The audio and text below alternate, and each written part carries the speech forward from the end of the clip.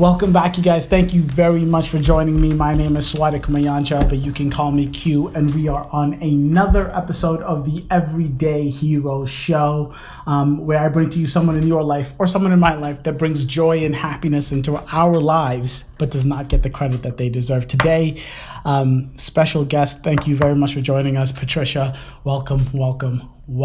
Thank you. You're welcome. Of course, I think this is awesome. I actually, fun fact is, Patricia and I went to the same high school. I really didn't remember up until a little bit. It's like so interesting, like how we met, like how the whole thing started. And we'll get there, but I do want to say we did go to the same high school, so Tiger Pride all the way. Yeah. But Patricia, please tell us and the people, who are you, where are you from, and then tell us. Let's just do that, and then we'll get into the nitty gritty. Okay, yeah, sure. So I'm Patricia Muumbais, and I was born and raised in Uganda for about 16 years, and then I moved to Newton, Massachusetts, and that's where I went to Newton North High School, Tiger Pride. And yeah, that's basically that's quick and dirty. I love it. So Patricia, easy, simple. She knows how this works. I love it. Easy, quick. All right. So Patricia, the reason I like to just get this out right from the get. The reason I'm having Patricia on the Everyday Hero Show is because she's doing absolutely amazing things in Uganda right now. But the fact that she's doing, the path to where she is right now is kind of extraordinary. Yeah. It's kind of remarkable, and I'm in love with how you got there, right? You are an architect. Yes. So tell us, from high school, from Newton North, how did you go from Newton North to Cornell to being in architecture? How did that work? Please and thank you. Okay, yeah. So ever since I was a kid, I always loved design. That for sure was undeniable. But Newton North is what you would call like a comprehensive high school. Yes. And basically they have trades and regular school in the same building. And so I got into the architecture program, which first of all, I was the first girl that had like actually signed up to be in a program in trades, specifically in architecture. So first girl in your family is no, in that program. They had always had boys signing up for the program. You mean at Newton North? Yeah, so they had never had a girl. Like girls came in and did it for like a semester, like everybody had to, but no one really signed up to be a major in it. Oh, so you're talking about like the culinary arts the first 2 years, and then you actually major and you spend like 3 hours of the day in it? Yeah. That's actually awesome. Yeah, well, good for you. I was the first to do it in architecture, and for me, having those 3 hours in the morning, Monday through Friday, doing something that I loved and learning skills in architecture and design and how to bring my thoughts from my brain and put them on paper, but also build them into a 3D environment was just like mind blowing for me. And that's when I confirmed and was like, I think architecture might be it. It might be it. And in that program, I actually, because of architecture, managed to get done with school 6 months early. And so, I did not know about this. Wait, what? We're learning things together now, y'all. Wait, what? 6 months early? 6 months early. December of 2013, I was done. High school was a wrap. What? Yeah. But mind you guys, understand something. So she came to Newton. She came to America 18 months. So you only spent junior and senior year in high school? And just in 2 years at North, and she finished 6 months early? Girl, stop. Continue. I'm sorry. That's actually amazing. No, amazing. So once I managed to finish 6 months early, I was like, so what am I going to do? Yes. Right? And so people who don't know this, so Newton North has a senior year project, and you can either intern or work on a paper about something you're passionate about. So I think this was my chance to go out into the professional world. And so I chose to intern for an architect that does like coding approvals for architects and architecture around the city of Newton. And so those last 6 months I interned with him, and we were working on the New England mobile book. I think it's a mobile book fair. It used to be on Needham Street. Okay. And it might be a different name now. It's called mobile. So is it online or is it an actual physical? So, which is interesting. So the way this company started was it used to be a cart that had books in it. Yes. And so they would move the books around Newton, and that people could take a book off and on that's awesome. In the old days. Then they set up a warehouse, but they kept the name. Okay. And so in this warehouse, it was like a bookstore, and you could come and buy books. And so when I interned with that architect, we had to do the plans that were basically for them to upgrade their building to bring it to code standard of, the 21st century. And so I did all the drawings for it and basically got them approved for that they were up to Yes, standard yes. for the 21st century, basically. And that was fun. It was 6 months of a lot of challenges, but for somebody, I had never worked for a client. I'd never worked in supervision of a profession, like an architect that is actually licensed. So it was a lot of challenges, but at the same time, it was like everything I dreamed of, because now I really could see that this is where I wanted to be. That's awesome. Yeah. That's absolutely amazing. Okay, so I want to break a couple of things down. Right. So the 6 months, finishing school 6 months early, Right. especially at Newton North, is something that doesn't just happen. No. I mean, so when you came in, because Right. you were just doing your junior and senior year, Yes. were you ahead of the curve? Or did you finish high school? Like, how did that happen? Okay. Because just like the amount of work that is necessary to finish 6 months early is a lot. Yeah. No, it is. So yeah, in a way I was like ahead of the curve, but at the same time I also I guess made some strategic moves to be able to graduate early. So basically the curriculum in Uganda, we take a lot more classes than like kids here do. So by the time I left Uganda, I was taking about 12 to 14 different subjects. Yes. And so when they translated those to like the academics here, I was ahead of the curve in all sciences, but also I had a lot of classes that I had done. And so that helped quite a bit, because trust me, if you took me back and when they told me I had to take 14 classes, I was like, you guys are crazy. But now, thank God that I did it, because it gave me a chance to explore all these other things that I could do. And I just want to make a sidestep from that comment, just because I feel like in Newton specifically, and I feel like the people I'm talking to don't need this to be said, but I want to say it, and I think it's super important. Right. A lot of people think when you come from Africa, you're coming from how do I put this? I'm not going to even beat around the bush. People think you're coming from like a village. People think Right. you're coming from, you hanging out with animals all the time. Right. And this is something that it's just not true. Okay, it's just not the reality for the vast majority for sure. of Africans. For sure.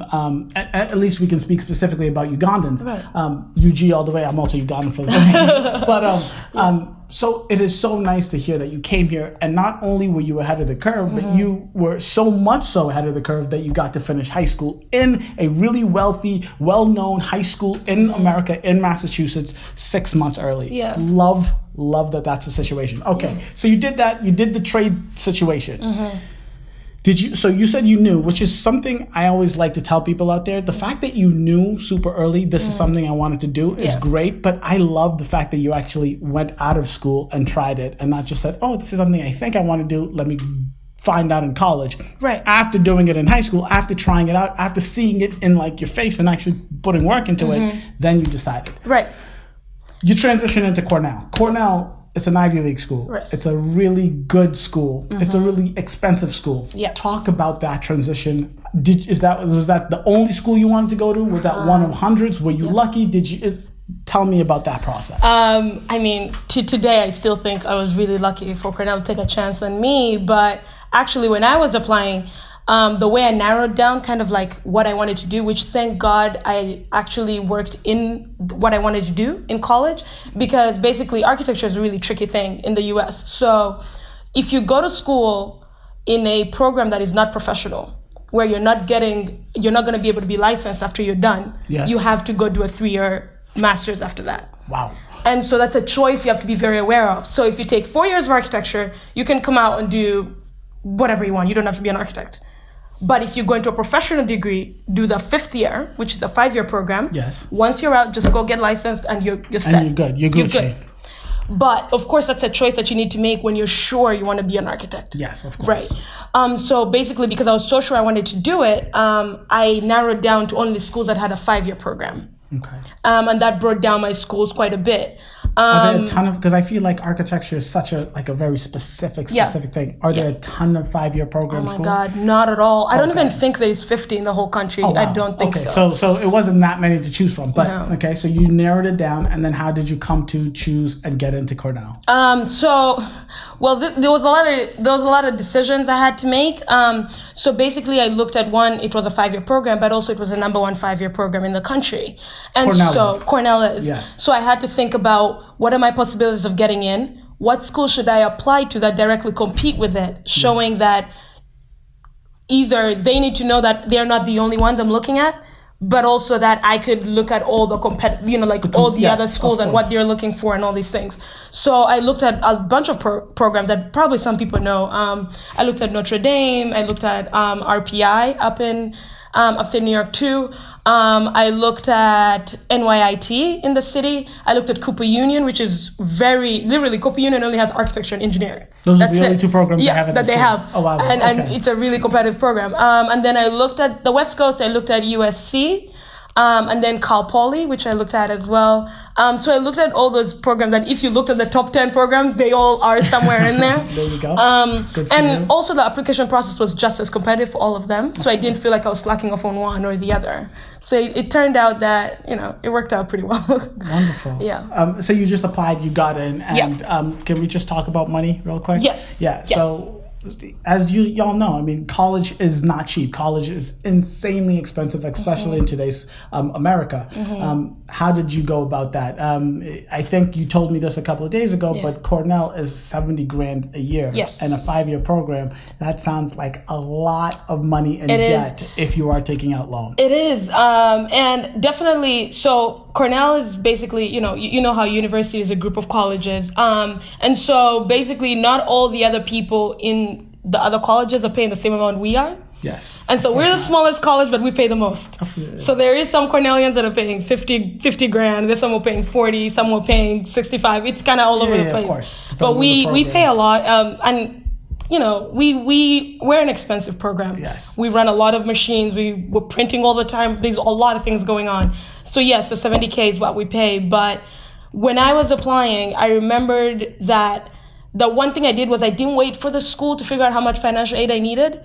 I applied for scholarships while I was applying too. Smart lady, which is like, you need to do that. You really need. And so I applied to one of these scholarships that I can't really dismiss, I can't tell you what their program is and things like that. But basically I applied to them, and the way they work is if they accept you as one of the people they think are worth being sponsored or things like that, it's a full ride. That's amazing. And so, and the only condition, which is a little small condition really, is they have specific schools that they work with. So you need to apply to those specific schools. There you go. And don't be mistaken, it's not going to be a state school. It's going to be some of those schools you don't even want to think of. You're like, am I ever going to get in? And all of those. But once you get over that hurdle and give them the assurance that you've signed up for it, and you can be exceptional even if the challenge is that you're in this highly competitive school. They will take care of the entire the entire cost of the school. So you were ahead of the game. Yeah. So you were. I love this. I mean, and this is. I feel like, because I know myself as a high school student going into college, you seem like you were so on top of this. Yeah. I just want to know real quick before we jump into your life in Cornell. How was your situation at home? Was your parents guiding you through this? Was guidance counselors at school?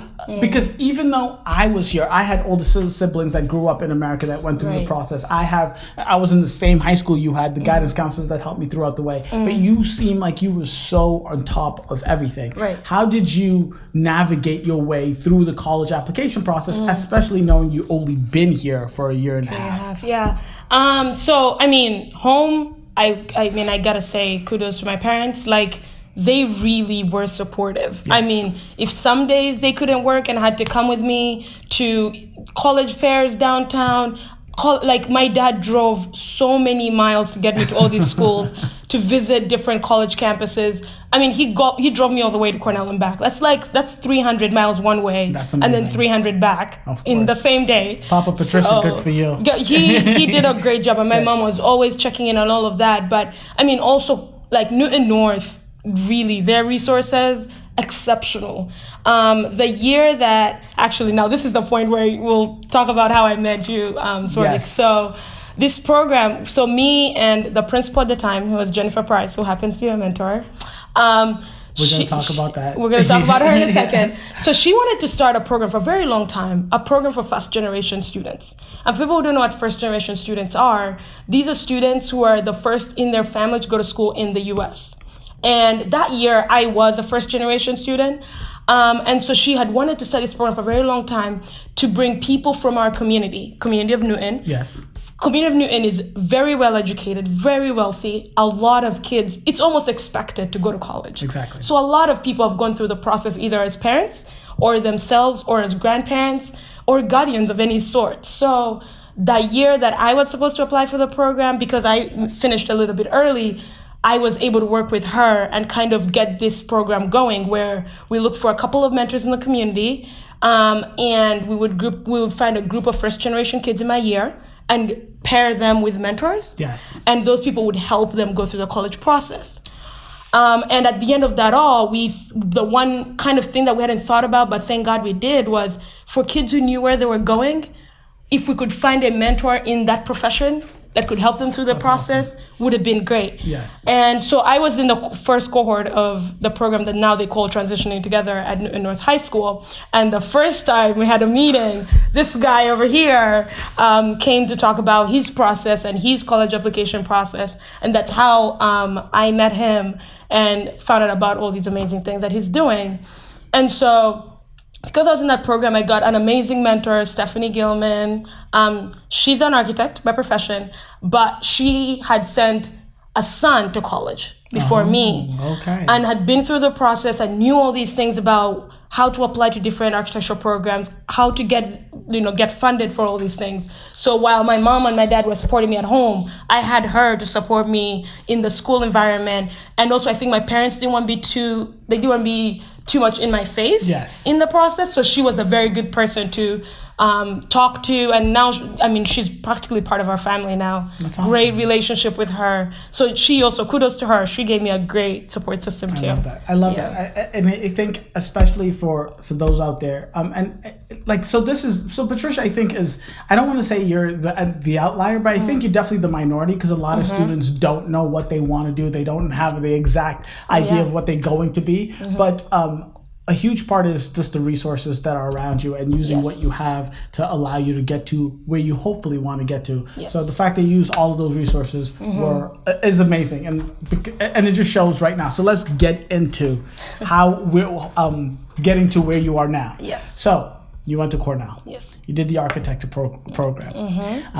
I want to talk a little bit about that, just because when I say I know nothing about architecture, I know nothing about architecture. I don't know what the first thing is. So please give us a quick synopsis of what that is like, and then tell us exactly, transition that into what you're doing in Uganda, because I think that is absolutely amazing. All right. So there's the general idea of what do architects do? We design buildings. Yes. But now that I'm in a program, I know that architects do a lot more than that. And I think the most important thing for people to know is when you think of any built project, the architect literally coordinates every single person that works in the project. So we're talking about the structure engineer, the construction management, the person who does the plumbing, electricity, interior design, furnishing, codes, all that stuff. Yes. We have to bring all those people on board, and we have to run all their schedules and make sure that building is built in the time allocated and is safe for people to be inside of it.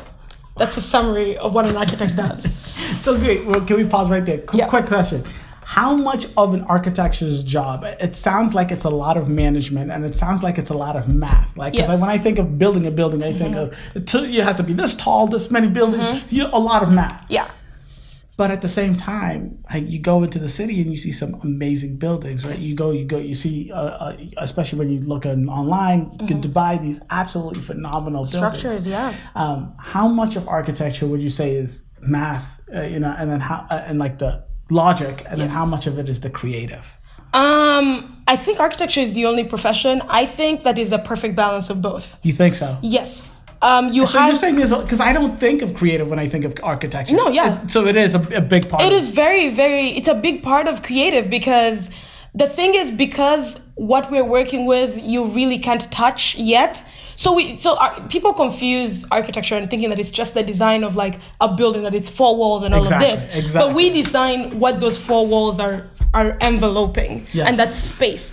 A lot of people can't see space, but for us, we understand that when you're looking at space, how do you design that space? So architects don't just design the building that you're standing in. We design even the space around that building. That's amazing. If you think of if you've gone to let's say for Boston people, you've been to Faneuil Hall, yes, and you see the outside of Faneuil Hall. Yes. An architect thought about how will this place look like. right? And there's no build thing that is like covering you or anything like that, but there's a specific but that was planned. system. That was intentional. Exactly. It's not just, it just so happens to look this pretty outside of here. Exactly. And like even just like if you think of I mean, Faneuil Hall is a really good one because there's spaces where you can walk through it, and spaces where you're walking beside it, and all of those things are intentional because of what's there at a specific point, and like how you experience space. That's what architects do. That's amazing. So you have to be really in touch with those sensibilities of creativity, but also the logic of the fact that this thing has to stand up, and these things, it has to be safe. Of course, we have the support of like structural engineers who do the math and all of that, but there's something about the fact that we're very aware of like emotions and the way people feel things that we need to add that. Like without that in a building, then why would you need architects, right? You just build the same building 50 times over, right? Exactly. It's just like copy and paste. Exactly. Copy and paste. So we're a good balance between both, I would say. All right. So okay, you're in the program. We know what you're doing. You know what the goal is. Yes. So I did say let's talk about what you're doing in Uganda, but I want to know how you came to wanting to do what you're doing in Uganda. Yeah, I want to know how you got to the place where you wanted to do what you're doing. Mm-hmm. So go ahead. So basically how it started was I've done a lot of internships, and the power of internships in college is that it helps you decide, do you want to work for a big corporate firm? Do you want to work for a nonprofit organization? All of those different levels of things. Yes. And so I worked for an architecture firm called Inead Architects. They're in Manhattan. They're amazing, amazing, amazing. And they have a program called Inead Lab. And what that basically does is they research the possibilities of architecture and how architecture can respond to different social problems around the world. Mm-hmm. And specifically, they have a program that I think some people have heard of, but you have to be like really in touch with what you do. But they did a program about refugees and how do you integrate refugees back into the cities that they're being moved to instead of putting them in new cities or back home? Both. So they did both. Okay. So there's some people who are refugees for just some time, and then they can go back home. So that's like disaster. And then if it's a war where you really can't go home, how do you integrate refugees back into, how do you integrate them into those new cities instead of putting them in a refugee camp and kind of isolating them? Exactly. And through that program, they actually discovered that architecture could respond to such things. And that got me thinking, like, what are the social problems that I'm like really excited about, or the things that I think don't sit well with me, that I feel like there's something I can do, but what is it? And for me, my biggest social problem was access to education. It always has been access to education, because when I look back to where I've come from, the things I've gone through, it's because I've been given access. Yes. But how about all those other people who don't have access to education? And for me, because I'm coming from my design lens, what can I do about it? Right? And there's so many ways that people respond to it, but I thought I can do it by responding to architecture. And so one of my classmates, Olivia Haney, she's amazing, amazing, amazing. And she's the reason that actually, I would say, she pushed me beyond what I thought I could do. Yes. By doing the Muumba Project. Good for you. She always had the idea that she wanted to do educational spaces in developing countries, that was sustainable. So this is her idea, your idea? So that's an interesting part. So we both have two different ways that we look at, we bring two different things to this project. She is into sustainable structures and how they can be put in developing countries. Okay. Then I come in where I'm like, these sustainable structures can actually give access to education to these kids that have to walk long distances, or they have a cultural obstacle about education. Yes. Maybe some cultures just do not accept it. Yes. And so we just have two different lenses that brought us together to do what we now call the Moma Project. Okay, so let's talk about what that is. So the Moma Project, if we bring it down to the basic. Yes. It's a nonprofit organization. And me and Olivia are working with a bunch of entrepreneurs in Uganda and the US to investigate how we could build sustainable structures in communities, borrowing from their culture, their location, and I can go into depth about how all those things will play in. Yes. But borrowing from all of that and putting it into an educational space for those communities.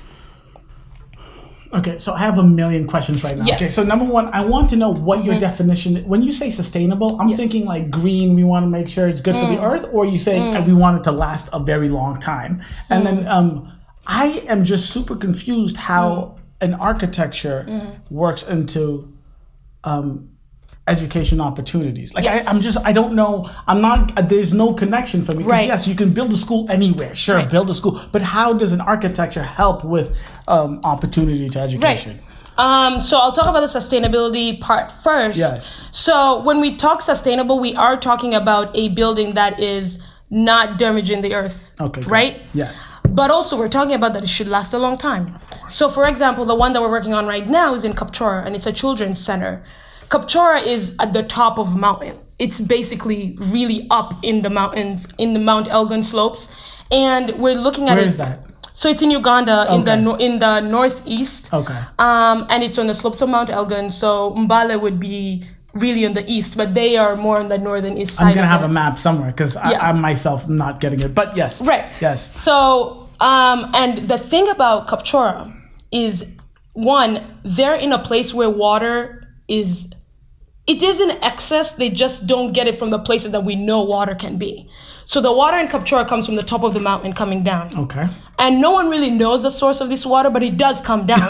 It does come down. Okay. And this place actually has been known to have landslides because of that. Oh, wow. Because they get a lot of water coming down from the mountain. Goodness. Okay. And so because of that, they have erosion. Yes. And the topsoil is really just maybe 2 feet. Oh, wow. So we're talking about something that is I don't know unstable. how you're going to build a school there. Exactly. So most people are just like, how are you going to do that? But then the thing is, because bedrock is so close, it makes a perfect foundation for a building. So for architects, it's like, this is the best news ever. For other people, it's like, no, this is a bad idea. Yeah. But so we're looking at it in that way. So that we have the opportunity that we're on next to bedrock. Yes. There is this water that's coming from somewhere that we could use, or at least in a way we can store this water so the community can use it in some way. And so this educational space we're thinking about, we wanted it to use local materials. Okay. So we're thinking, whenever you think of a building, and this has happened in Uganda quite a bit, people start to order materials from South Africa and from all these other developed countries to bring it in, because for some reason it's gonna work better. It's because it works other places. They assume it's going to work in Uganda just as good as it works. Exactly. Yes. But for us, we're like, yes, it could work well, but one, it's expensive. There you go. Two, is it what is appropriate for them in that community, right? If they for us, we're like, if this is an educational space we're making now. Yes. But we want them to be able to replicate this architecture. We want them to be able to do it. The architecture doesn't have to stop in a school. It could be a community center. It could be someone's home. It could be all these things. And we're borrowing from their architecture typology that already exists. Yes. In Kapchora. And for us, this building, which when we release it, you will see how it looks like. But we're basing it on the fact that we can use rammed earth to build this building. I don't know what that means. So rammed earth is basically, trying to find an easy way to describe it, but it's basically when you get soil and put it under so much pressure that it makes a block. Like cement, like when you build it, it would be pure earth, basically, that you're mixing together to make kind of like a paste, and then you pressurize it into various blocks, and it would basically become really, really hard. And it would be a very good building structure. And the good thing with that is the soil's available on the site. We also talk about the fact that people here have worked with brick. And by brick, we mean like the red brick that they make from like the swamps and all of that. Yes. So when they look at rammed earth, it's just a little step forward.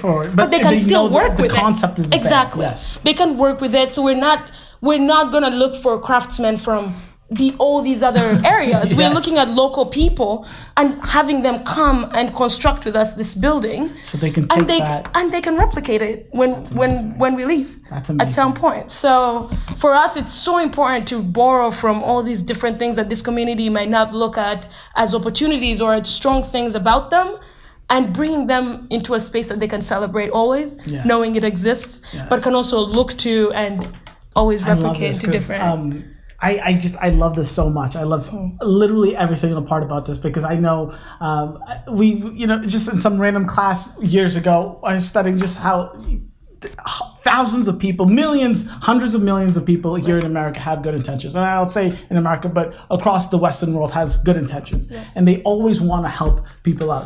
Third world countries and Asia and Africa, the whole nine. Right. And a lot of the times they do exactly what you were saying not to do. They want to, they want to send money, they want to send things, they want to build homes, build school, the whole nine. They want to do it all and help, but they have good intentions, but the way they plan it, the process, the way they go about it is horrible, because they do everything the way they do it in Newton, Massachusetts, and they just plop that into Uganda, and it's like, yeah, great, it works for a week, 2 weeks, and then no one uses it, they can't replicate it, it ends up being useless, and it just ends up taking space and taking money out of the situation. Yes. The way you're going about it is fantastic. Absolutely fantastic. All right. So thank you for doing that. Everyday hero and more, so much more. Okay, so that's what you're doing. Yes. But you haven't graduated Cornell yet. No, you're still in school. I am still in school till May. Explain to the world. Yeah. Oh, good. I think I'm doing good.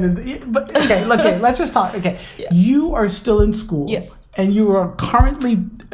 Has the process started? Have you just started? It will be starting pretty soon. So the process has already started. There's a long process how to get a building built. We still have to talk to the Ministry of Education in Uganda.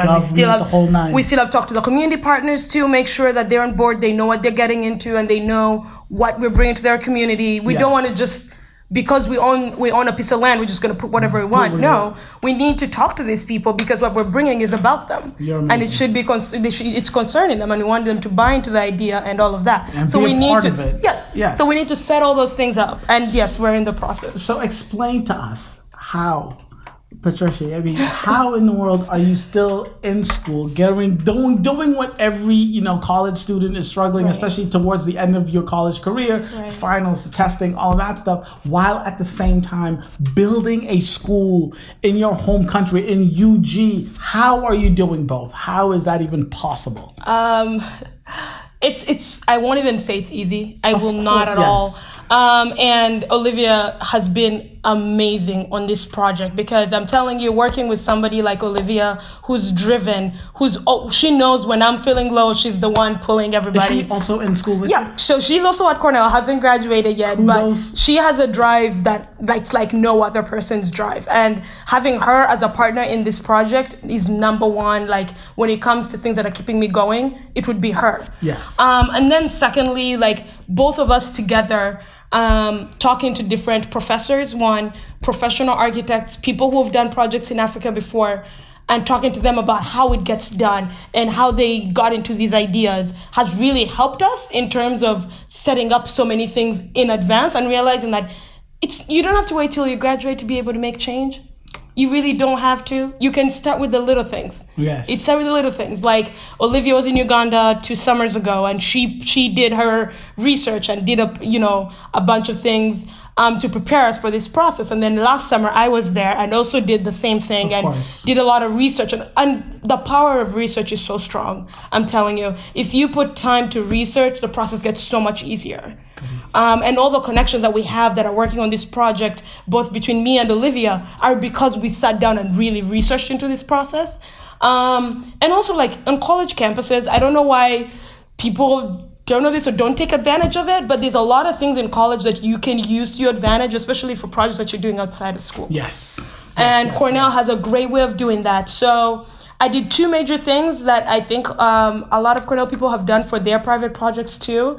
So I did what we would call an independent study. And basically, when you go to college, there's a specific number of credits you have to take, right? Yes. But there's some that there is no signed class that you have to take. You can choose, but it's yes. Exactly. So Cornell can offer you an independent study as a class for 3, 4, or 6 credits. It matters how intense this thing is going to be. Of course. So I've so far taken, I'm in 1 right now, but the one that I did last semester too, 2 independent studies, each of them are 4 credits.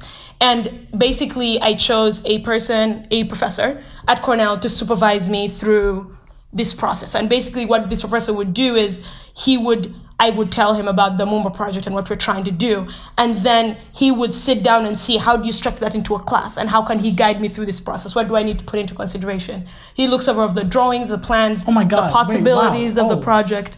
and all I'm of still that. getting it right now. Yeah. Oh, so your project became part of your school. Yeah. Oh, Jesus. So basically, Wow. I'm Okay. getting credit for it, and I'm also getting professional support from an architect/professor who has worked out there. He's worked in China and done a lot of projects there, and his expertise has been like amazing when it comes to this project, and just giving us just keeping us going and telling us, don't forget this, don't forget that, look at this, look at that, talk to this person, talk to that person. It's really, really helped. And that's the advantage of being in an educational setting while you're doing something professional. And so that's one of the ways that I've done it. And then the second one would be, I don't know if other schools have this, but Cornell has it. So there's a program at Cornell called Engaged Cornell. Yes. And basically it promotes engaged leadership across the world by Cornell students. Okay. And when you go into this program, they basically ask you, how can you be an engaged leader in the world now? And for them, you can tell them where you want to be engaged leader, why you want to be there, and what you're going to do. Yeah. And they give you the resources to be an engaged leader. And I think in this program is where I learned things like impact and what's your impact, and when do you know to listen, when do you need to be proactive, what kind of leader are you, things like that. And so that's where I have the perfect balance between design and like the community relationships that come into it. So yeah. Patricia, so look, listen, ladies, I just understand a few things here. I'm getting a huge sense of just like you're super, super driven. You and both you and Olivia. So Yes. kudos to Olivia as well. You guys are super, super driven. But I'm getting a lot of just take advantage of what's around you. Yes. Because it just seems like, of course, so is everyone at Cornell building a school across? No, obviously not. Is everyone at Cornell as driven? No. But the opportunities are there if you want it. Yes. And I love that you are literally taking advantage of every single thing you can get your hands on. I mean, Every single thing you yeah, can get your hands because, on. 10 years ago, had you told me I was going to be in an Ivy League school, I'd have said, are you joking? Like, Yeah. you have to be playing me. But now that I'm there, I just have to. I can't imagine not taking advantage of this chance that Cornell took at me. Yes. And I'm not saying that, I owe Cornell anything or anything like that. No, not at all. But at least I owe myself Yes. that by taking advantage of what Cornell has given me. And that's opening me to, Cornell is literally based on the fact that any person from anywhere can come and study at Cornell. At Cornell. That is basically that's what they're based on. That's literally how they run the school. And I'm celebrating that, the difference that I have and all these things, and using the resources they have for sure. Good for you. So you're building a school. Yes. And you're saying the process has already begun. Yes. It's a long way to go, but it's Yes. already begun. And it's across the country. Yes. The world, across the world. Yeah. It's not cheap. No. How in the Not at world all. is it Patricia and your partner in this huge project? How are two students paying for something that is happening hundreds and thousands of miles away from you? And it's a school. It is a school. It is going to cost a penny. Yes. Quite an amount of money. At least for the research phase, me and Olivia both looked out for grants that would support students going to do research. Yes. And that's super important. If you're researching something that you're really passionate about, look out for grants. There are people who are willing to finance you to go research things you're passionate about. And so we looked out for a lot of that, and that's how we have been funded so far to continuously go to Uganda and also get resources, research, meet people, and all of that. That's all been based on grants. But also, we are approaching the phase of where it's going to be full-blown fundraising for construction of the school. And the reason why we're holding off till that phase is because we want all drawings to be approved, everything approved and done, and then fundraise for something knowing we have everything done except we're just buying materials and building the building. Yeah. And so we will be fundraising for it. And of course, there's going to be a bunch of people who are like, how are you going to find however much money we will need? Exactly. But I always say, even when I was researching this project, I never knew how I was going to pay to go to Uganda. I had no idea. But when someone sees that you're passionate and you believe in what you're doing, a lot of people have good intentions, and they know that this is something that needs to happen. And I know we will find those people that will buy into this idea, but also support us and go with us on this journey to do this, not only in Kapchora, but wherever we'll go after that. After that. Yeah. Oh my God. But it sounds really good. Okay. You have the focus, you have the motivation, you have all of that good stuff. But it also sounds like you're always prepared. You are always prepared. Yes. Right. But at the same, you're prepared, but at the same time, you're always looking to go forward and moving. Yep. I love it. All right, I love it. So a few things I want to touch on before I close this out. Thank you so much for doing this. You started super early in this conversation about being in a trade. You were the first female that decided to make that your major. Yeah. How has it been? And I'm just guessing because architecture, based on stereotypes I know and what I see on TV, architectures are mostly men. Yes. You said that you were the only female in the trade and major at high school. I feel like that would carry on continuingly. Right. How has that impacted you being a female, and then on top of that, being an African American female? So how have you dealt with that? Has there been any struggles? Talk about that a little bit. So I think I knew when I interned after high school, I saw it coming in terms of that in a room of architects, probably the women are going to be less. Of course. I saw that coming. However, the curveball came when I got to Cornell, and my class is literally 65% female. Oh, that's amazing. And 35% male. But here's the catch. There is actually research that says, yes, it is common to find architecture schools with more women than men. That's very normal. Do you know if actual architectures, if the numbers are more female than men, or is that just recent? So that's where it is. So actually in the profession, men end up being more. Oh, okay. So in school, we will be more women. Don't, that's going to be normal. But it's when we go into the profession, that's where a lot of women are just like, I can't do this. Okay. And that's for various reasons. Okay. There's a bunch of reasons. I mean, if you've met any architects, even just us who are in school, architecture literally is so daunting. And not in a bad way. That's what the profession is. We pay attention to detail. We're always researching. There's just so much that we have to account for in the way we do what we do. Yes. That means long hours. That means weekends are only for those who can afford to have them. And for a woman, that with what our life will look like after graduation, that might not be the lifestyle you want to lead. Okay. So for some people, it's just choice, personal choice. A personal choice. But you're saying in school it's currently right now 65% female. That's amazing. Yeah, that is awesome. And like I say that because in the beginning of my question I said based on my stereotypes of what I see on TV, and that I had no idea because what I see are men being architects 24/7 on the telly. Yeah. It's good to know that women are welcomed and are kicking ass, especially when it comes to school. They are. And don't get it twisted totally. Women are there in design school. I think the challenge for us now is how do we get more women to transition from school to the professional world and feel supported and feel like they're one of the pack of architects. Yes, and welcomed. Yeah, and welcomed. That's the hard part. And there's a lot of things that could contribute to that. I know a lot of women have gone out of architecture and gone into the construction industry just because better hours, but also it can accommodate family time better. Yes. It's just a different industry. Lifestyle. And lifestyle. So it sounds like it's more personal choices than the world saying you can't do this. Obviously, there's a patriarchy. It's a boys' club type of situation, but it sounds like it's more personal choices, especially from school into the profession. Yes. School into the profession. So how about being Black? Is that something that you dealt with at all? All the time. All the time, people. There's not too many.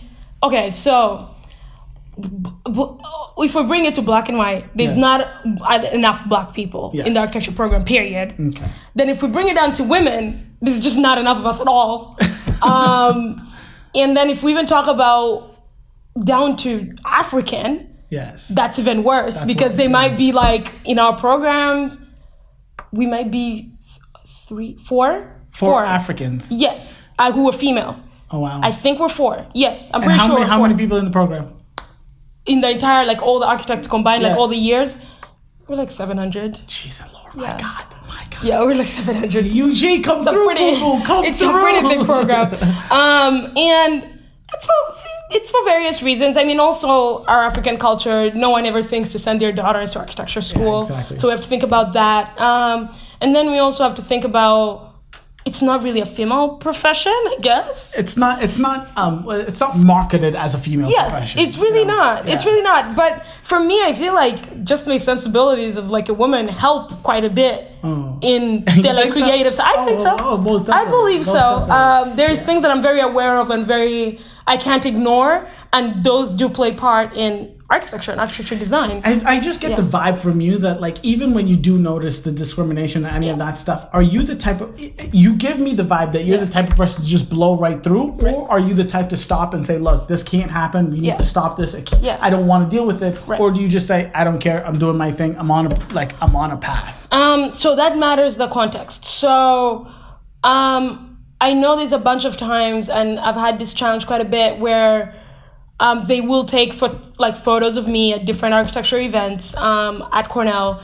But I've had a conversation about this, and I let them know that I'm okay with that, but don't use that as a way to give a false appearance of what is actually at Cornell architecture. At Cornell, yes. Tell it as it is. Yes. That there's just not enough of people who look like her here, and we would love more people to be here. Yeah, don't use put that it on narrative. The poster exactly. Say, look what we don't have. Put me on the cover of every single thing. And kudos to Cornell Architecture, because they've listened to it and they know how sensitive this is. And even when they take photos of me, they will ask and let me know that am I comfortable being on this or being on that. And they're really advocating for more children of color to come to their program. And I feel like over the 5 years that I've been there, they've really brought in more children of color. I cannot even deny that at all. But definitely in that kind of context, I had to say something because I would never want another child of color to come blindsided thinking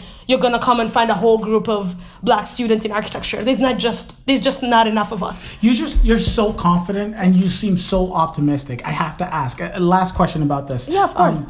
Do you feel, or have you been through any, outside of the picture thing, because that doesn't seem, outside of that situation, have you been through any overt sexism or racism throughout your time in school and or during and doing this project?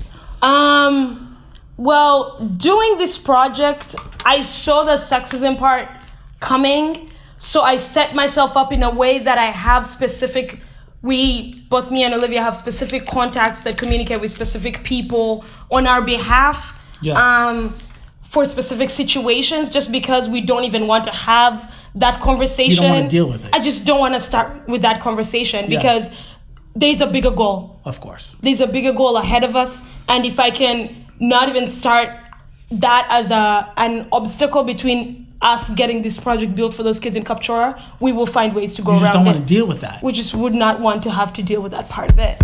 But as in terms of school, I've gone through enough of it. I mean, think about being educated by a staff that is predominantly white, straight, male. Yes. It is very hard for them to imagine how I go through my daily life. They just cannot. They have no consent. Like they can't see it. They don't have a perspective. They just cannot. And should I have a challenge, maybe understanding something or thinking of something or seeing something the way they see it, they'll be very like, how can you not understand that? Of course. Right? Yes. And when they think of, I'll give you an example of architecture. A lot of times when you're designing, there's what they call giving you precedence. And that is basically look at other examples of architecture designs out there for you to relate with. But a lot of the precedents that they give are in places I never would have been able to go to. They're talking about architecture projects in, buildings in Germany, in Italy, in Spain. And I'm like, when in all of my life would I have even afforded to go to all these countries to see all of these programs? And when you think about even just like reading it in a book, I started reading about architectural precedents as we know them when I was availed the resources at Cornell. Oh, wow. Because there's just no one out there telling you, oh, look at these things. There's just no one. And there's no sense of consideration in those terms. Yeah, the assumption is why haven't you been to Italy on vacation? Or even just as simple as why have you not been to all the museums in DC? But every single museum has a cost to get in. Oh, geez. When you calculate every single payment I would have to make to go through all those museums, where am I supposed to get all of that income, right? Okay. Yes. So there's a lot of things that they don't consider in terms of background and opportunity. Yeah. And I think for me, that's why I'm so passionate about educational access, because we cannot take for granted what has been given to us, because there's so many other people that have just not been given the same opportunity. That's awesome. And we have to be very aware of that. Okay. And I think going through that process with Cornell, and I mean, I don't blame people for certain things that they do, because they've just been availed different resources compared to how we have. But I really appreciate when people take the step to actually understand and learn and accept how different all of us are, right? So yeah, it's just different challenges we go through, and I love it. I love and I think you're right, because I feel like I'm on the same page. It's really so the assumptions people make, it's unconscious biases people have. It's hard to. You don't want to be upset with people, but you just want to let them know this is just not a reality that I am able to live or have lived, right? Yes. So we have to change that situation. But ignorance is abundant, even when you are at an amazing place like Cornell. Right. No, definitely. I mean, when I think of like the cost of architectural materials, which is not on the $70K you're paying a year, it's a lot. And we have, and professors have no shame in saying, you know what, I need you to build a model that is this big. And when you really come down to looking at the numbers and looking at how much material you have to buy, it just doesn't add up with what you availed.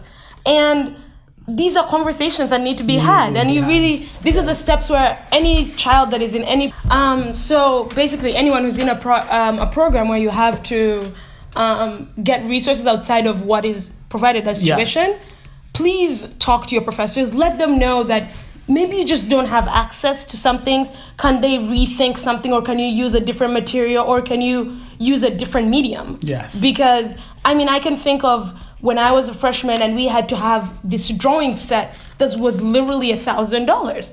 But no one tells you when you're coming in that Are you serious? It is $1,000 to get literally a drawing board with all the pencils. And it is costed to $1,000, and you need it in the first week of college.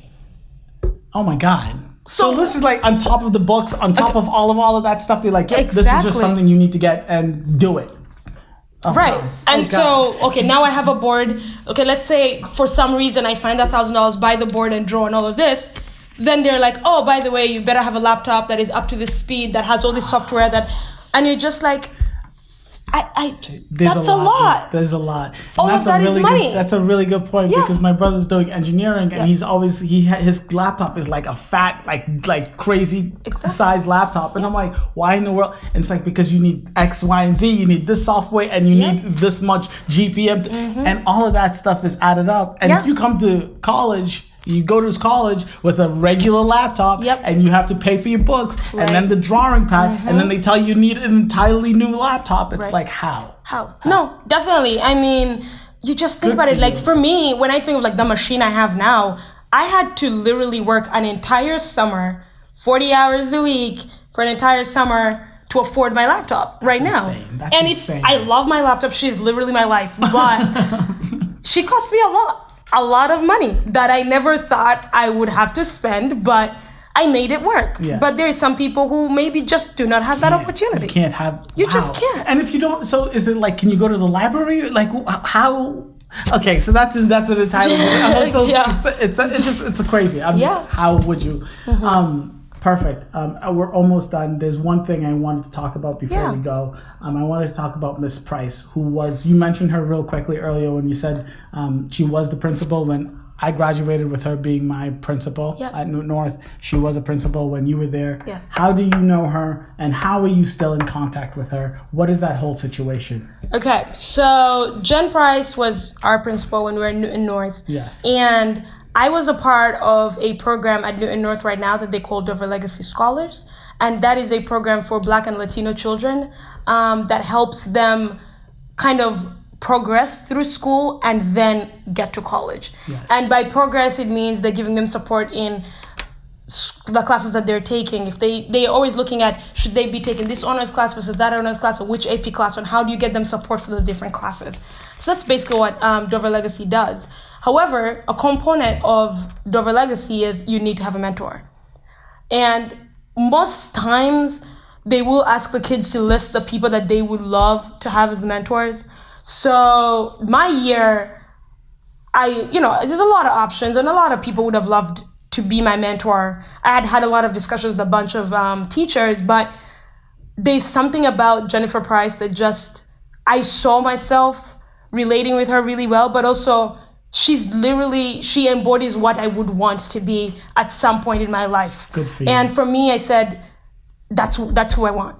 And so I reached out and I requested her. So when picking a mentor, Yes. was it strictly, it has to be a professor, a teacher at school? Does it have to be administrative? Like, was there restrictions, or was it literally anyone that's willing you can have as a mentor? So it had to be somebody in the administration and teaching of Newton North. Okay. So it could be any of the teachers, administration, a bunch of like guidance counselors or like Medco or like any of the other programs. Could it be like sport coaches? There's some sports coaches that we're able to mentor. It's basically just an adult that can keep track of all of your academic stuff while in school, so they have to have access to that. Okay, so you chose Jen Price, Yes. our principal. How did that turn into you are still in contact with her Today. Yes. So first of all, she thought I was crazy. She was like, why are you choosing me? Like, I have too much energy. I have too many things going on. Like, are you sure you want to join this madness? But for me, I was like, oh my God, this is so obvious. Why is she asking me all these questions? Yes. And so, yes, she became my mentor. And I cannot tell you how many times she screamed at me because of a possible bee that was coming, because to her, bees were not happening to us, as she always says. Bees don't come to team us. And so she just guided me through a lot of like classes, choosing the right things. And then when it came to applying to college, she was there through what schools are we applying to, who's writing our recommendation letters. It was always team us. It was never just me in it and then kind of like getting help from her. No, we were in it together, and she walked me through like interview for college, like always asking what's going on, checking in on my brother who was 1 year younger than me. A lot of like, even just like she's met my family, and like we've always, even after I left Newton North, like she literally became like just an extra part of our family. And like, I'm gonna see her for Thanksgiving, so I'm excited. And now we spend Thanksgivings at her house. But yeah, that's how we're still friends to today. She still is my mentor, and for us, it's a lifetime commitment that we have chosen to go through. And we feel like we're gonna embark on a bunch of projects together. Like, she does a lot of projects that I love to work on, and when I have a project, I usually have her come on.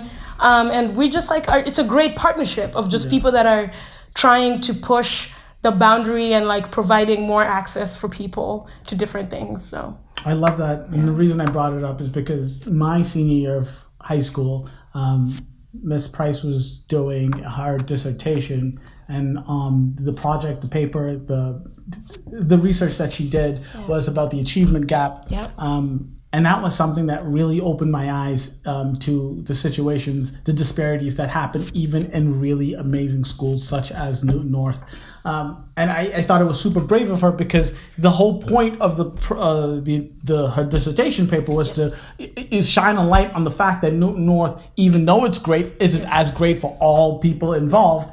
And she was the principal of the school. So I was like, number one, that's a very amazing thing that you're doing. And number two, it doesn't look good on your school. So it makes it even more brave. So Ms. Price, Jen Price, you are absolutely amazing. I love it. The fact that you have Patricia as your mentee, as she's you're mentoring her. I think it's perfect. That's a team. That's a real team. We like to think of that. That's a real team. We like to think of ourselves as that. But like, I'm telling you, Jennifer Price is, I think for me, the fact that she went on even after researching it and doing something about it.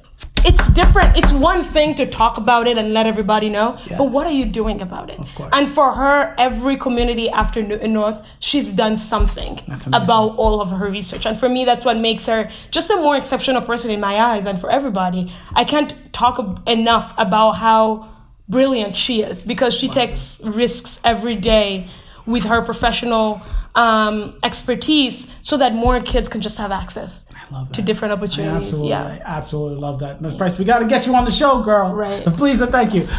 So I call you the Everyday Hero. It's complete. Thank you so much. I took much longer than I planned on, but thank you. super interesting stuff. I call you an everyday hero because, like I say in the beginning of every show, you're doing things that are helping the community that other people might want to do. Yes. Just quick advice, and I want specific advice as to people for two groups of people. Yes. Specifically, people who want to become architects. I want advice on that, how to go through that process. Okay, for the youngins or even people who whatever, people who want to become architects. Number one, and then number two, I want you to tell the people. Where do you get the energy to put? So this is your livelihood, but you want to give everything back. I want you to tell people how can you help others help others? Right. Yes. So about architecture, I would say if you're lucky and you're still around 9th, 10th grade in high school, reach out to any local architects that you know and go out there and see what they do. Yes. Secondly, read a lot about architecture, about the different kinds of architecture out there, what architects do. Just read and make yourself knowledgeable about what you're going into. Third, if you're like me, who was at in North and I had a comprehensive high school, or you're close to a vocational school, yes, get into the architecture program. It's going to set you up so well with the tools you need before you get to the college level, because that transition between high school and college, it can be a very big leap. Oh, of course. And you need to have tools that can get you running on the other end instead of landing on your ass and then you have to get up and move. So definitely do those three things. But let's say you're post that, you're done with maybe a different degree, but just you think maybe architecture is for you. I say one thing, if you really, really love design and you know you can make an impact using design, I would say pursue an education in architecture, because architecture is very rewarding. It's not even about income. It's just about the breadth of skills that are given to you that you can use to impact other people. And when you go to architecture school, it doesn't mean you have to become an architect. You can become so many different things. But the thing about architecture education is it gives you so many skills that are literally worth every penny that you spend on it. Word. And so that's my advice for sure. And then when we're talking about where do I get the drive? Where do you get the so the drive thing is hard to ask how to give advice to where do you get the drive, but I want to know, how do you go about helping others? Where do you get the passion and like the amount of energy because like you said, you're about to graduate Cornell, amazing school. You can go into the private sector and make good money. You can make really good money. Yeah. Why would anyone, and if anyone decides to help, why would anyone go outside of the private sector and do what you're doing?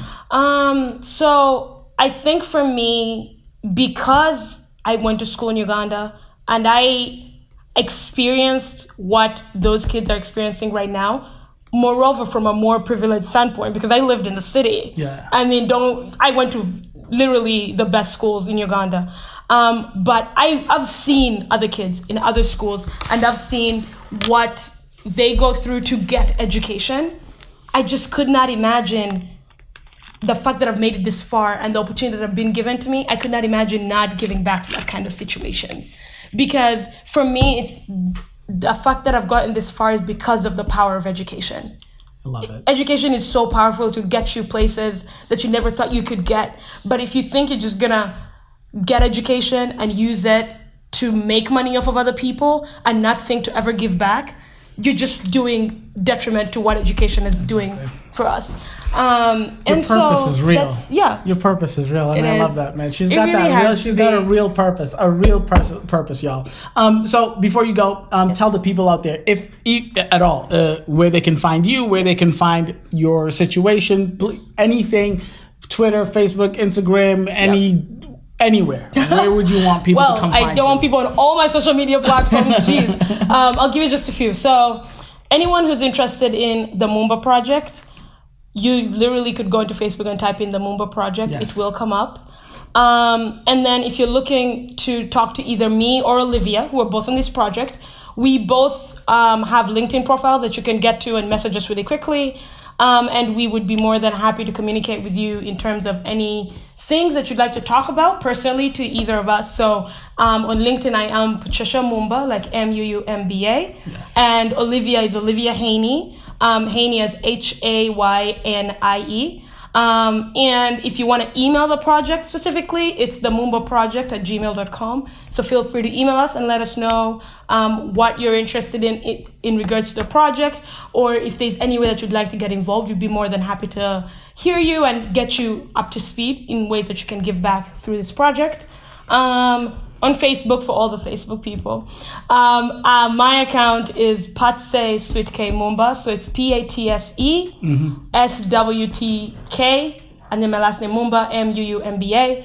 Message me, friend me, always just reach out to me and let me know what you would like to talk about. I'm more than happy to have discussions with you. That's the same name for all my other social media, so Instagram, Twitter, all of that, same name. Find me. My picture is always on there, so you can recognize me really easily. Just want to let you guys know that either her Instagram or her Facebook, whichever she decides, is going to be on the screen the entire time. Everything else is going to be in the description box below.